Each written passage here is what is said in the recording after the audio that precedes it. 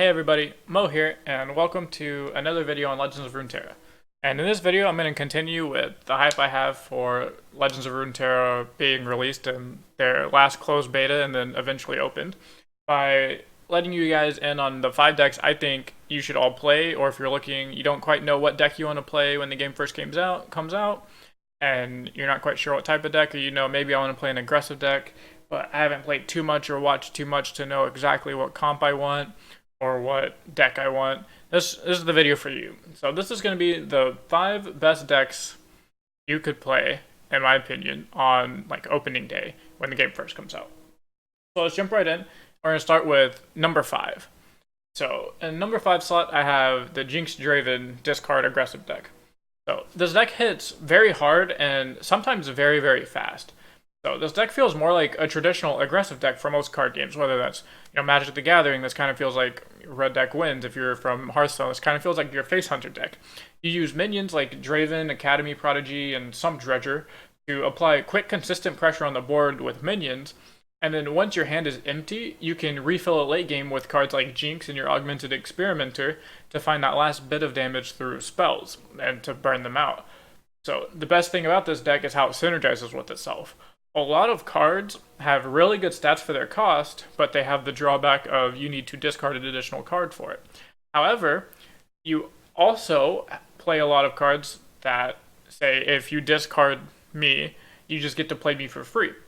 Like for instance, there's a card that says give all your minions +1/+0. If this card is discarded, cast it for free anyways. So that just means that there is no drawback anymore, and you're basically getting to cast free spells. So you're just gaining insane tempo. You're spending theoretically more mana than your opponent, and the early game advantage over your opponent at that point is going to be pretty hard for them to come back with, or to come back to. So let's get into number 4. So the number 4 deck I recommend is going to be Zed Katarina. Also, the previous deck, the Jinx Draven deck, is fairly easy to pilot, because it's a fairly easy aggressive deck, as well as the Zed Arena deck. Sure, let's go with that. So this deck is the most aggressive deck you could possibly play. You cap out at 3 mana, so you should have no problem spitting out multiple cards per turn to apply immense amounts of pressure over and over again. So even if they kill one creature, the next turn you should be able to say, okay, well, here's 2 creatures. If they find a way to kill both of those creatures, you should say, okay, here's 2 more creatures. And you just eventually run them out of their resources while applying immense pressure over and over and over again. So on top of being able to play a bunch of creatures to hit your opponents with, the deck also plays a lot of pump spells. This makes your minions even harder to kill by damage or from blocks from your opponent. So you attack them with a 2/2, they think they get a good block, and you say, just kidding, this 2/2 is now a 5/5, and it has Overwhelm or something like that. This also works really well with Zed, since he doubles the effectiveness of every single pump spell you spend on him. Another thing that makes this deck amazing to build is it's fairly cheap. Out of the 40 cards you play, 26 of them are commons, 8 are rares, and then you have your 6 champions. This deck costs about 13,500 shards, less than the Anivia Tryndamere deck. That's enough shards to craft an additional 3 champions for another deck, and your entire 3 rares for that same deck. So you still have enough shards left over to start building into another deck, because you're not spending all of your resources to build this deck. So let's go to the number 4 deck, as the Yasuo deck. And no, not Yasuo Katarina, I mean the good version with just Yasuo. This is easily my second favorite and my second most played deck during both of the closed betas we've had so far. The amount of tempo this deck has is just unreal, absolutely unreal. Yasuo just turning all of your recall and stun spells into kill spells is absolutely insane. This combination can give you over 20 kill spells now, which is more than your Anivia Tryndamere control deck. So on top of that, your endgame creatures are huge Tintins, because you play, things like the big lady that go ahead and bounces 3 minions back to your opponent's hand. I think she's a 9/9. You get to go ahead and play a minion that gets +1/+1 for every creature that you've stunned this game, so that thing's upwards of a 10/10 to a 12/12. They're just absolutely crazy, so you'll have absolutely no problem closing out a game within 1 to 2 attacks once it gets to that late game point, and you are able to go ahead and play your really big minions. Let's get to the second best deck I think you could probably play. Also, the Yasuo deck is not the easiest deck to play, but I think with a little bit of practice, you could definitely just be running over most of your matchups if you just put a little bit of time into it and learn all the ins and outs. The deck itself plays fairly straightforward. You know, you kind of just want to play Yasuo and then bam stuns. But it's learning the little things that'll push your Yasuo play over the top. So the second deck now is going to be Fiora Shin. So this is probably the most frustrating deck to play against if you don't have direct kill spells or mass board wipes. So this deck plays enough challenger creatures and combat tricks to just win through normal combat. But it can also easily win with Fiora's level up ability if you're playing against a creature heavy deck and you draw a fair amount of your barriers and other, just combat tricks. So you play 12 cards that give barrier once, and you also play 3 Shins who gives you a barrier every single turn.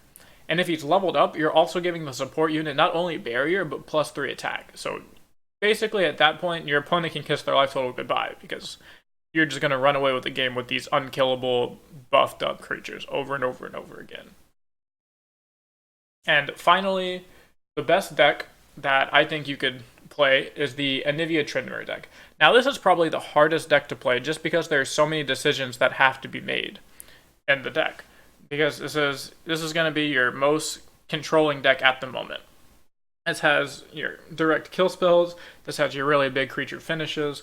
The only difficulty with the deck is that you do have to make a bunch of decisions that maybe if you're new to card games, if this is your first, card game, or maybe if you've not quite familiar with how to play control correctly, maybe this deck isn't quite for you, but I think this deck, if you learn or want to learn control, you definitely want to pick this deck up.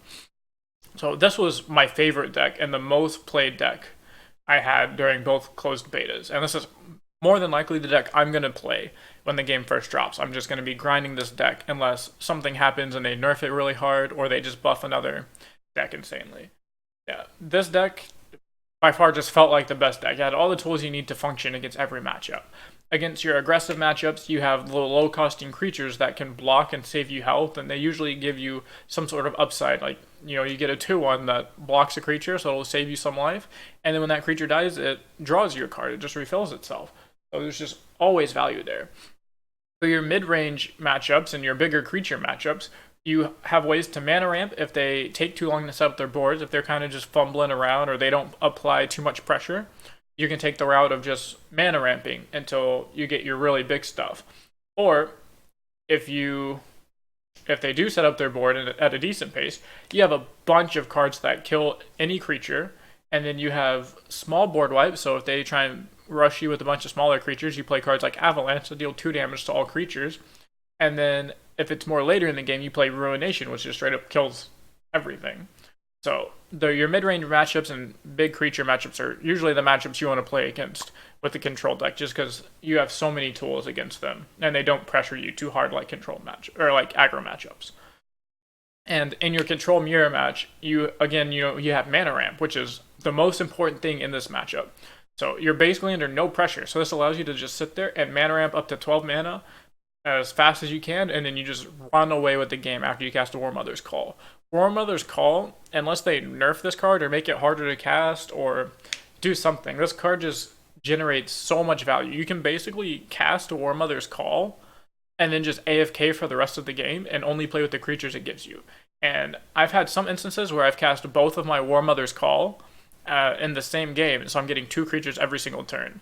And the game wasn't even close at that point. I was getting 2 Tryndameres on the board. At one point, I had 3 She Who Wanders. It just wasn't even close. So I think that by far is probably the best deck that there is going to be on release. So that's the deck I'm going to be playing. That's the deck I recommend to people if you feel comfortable playing control matchups. If you don't, I'd probably lean more towards the Zed Katarina deck if you like the aggressive decks. So I do have a couple of honorable mentions. Now these decks aren't the best possible decks, but they are not bad decks. So the first honorable mention is I have a budget aggro deck out there that takes no champions. So the biggest pro of this is it's very cheap with no champions, and it can be a really nice, third or fourth deck if you start running out of shards, but you don't want to play the same 2 decks over and over again. This is a good one. If you don't want to spend money on the game, then this deck is perfect for you. It's super easy to pilot, and the deck only costs a little bit over 10,000 shards total. So that means for the same cost as an Anivia Tryndamere deck, you could build this deck 4 times and you still have enough shards left over to craft a champion. So that's how cheap this deck is. Now, the reason this isn't on the top 5 list is because you're not playing champions. So the later the game goes, your ceiling is very, very low. So your opponent's eventually just going to start casting creatures that you really just can't deal with because you're not playing the Zed. You're not playing the Katarina. Your creatures are good for their cost and they're really aggressive and fast, but typically if you don't kill your opponent by turn 4, turn 5, you're probably going to have a really hard time closing the game out. There's two more honorable mentions, and the next one is going to be Braum Vladimir deck. So this is a homebrew deck that I really enjoyed. I think I actually won the first like 5 games in a row with it or something like that. I put a YouTube video up on it, and I'll go ahead and link that in the description if you guys want to see the deck if you're interested in it. And I didn't feel like the deck was the most competitive deck, and it lacked a lot of ways to kill your opponent's minions. So if they ever put down a threat that you needed to kill, like a Zed or a Katarina, you really don't have a way to interact with creatures like that except through combat, which can be difficult at times because you can't really effectively block something with quick attack, and if you're attacking with a creature, they're more than likely not going to be blocking with their Katarina. But the upsides to the deck is it abuses cards that aren't played too much, so maybe you can catch your opponent off guard a little bit by playing something they're not too familiar with. And it's really easy to deal 1 damage to all of your minions with cards like Vladimir, Crimson Awakener, and Death Lotus, and that allows you to get the maximum value out of every single card in your deck. And the reason you play Braum with this deck is once Braum levels up, every time you can deal with just 1 little tiny point of damage to him, he summons a Poro, and that can be your own win condition. It's just making infinite Poros. Well, not infinite, but you get to make a lot of them. And the last honorable mention here was the Ezreal Heimerdinger deck. Now, the reason I'm mentioning this deck is because this deck is really fun and interesting. For the reasons of it only plays 9 units, and 6 of them are going to be 3 Ezreal and 3 Heimerdingers. And then it plays 31 spells.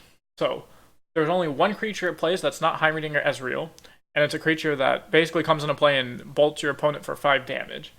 So this definitely abuses Heimerdinger and Ezreal's abilities, and would make it a cakewalk to level up Ezreal, and then if Heimerdinger lives for probably just 2 turns, then you can level up Heimerdinger fairly quickly as well.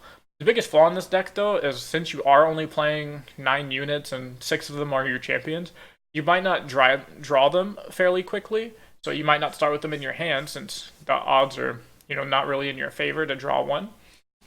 And by the time you do draw one, your opponent's probably going to have a decent number of kill spells for them, since you haven't pressured them with any creatures all game.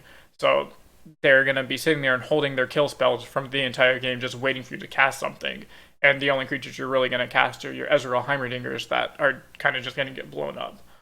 So that's the major downside. But if you're into spellcasting, maybe in Magic the Gathering you are a blue player, or maybe in Hearthstone you like to play Freeze Mage, or you like to play Mage Decks, Mage Tempo, I think you would have a lot of fun with this deck. I don't think this deck is top tier, but I definitely think it's good enough to get some wins on top tier decks. I think it's more fun and more enjoyable than competitive. But that's going to be it for this video, guys. I hope you enjoyed it. I hope you guys try out some of these decks and let me know what you think. Let me know in the comments below what your favorite deck during betas were that you're going to be opening with whenever the game first comes out, because maybe I'll try it and make a video on it. I don't know. We'll see. If it sounds interesting and it sounds fun, I'm down to play it. So let me know. I hope you guys enjoyed it. I post videos every Wednesday and Saturday, as well as I stream on Twitch Monday through Friday. So go ahead and follow me on there, subscribe here so you don't miss anything, and I'll see you guys next time.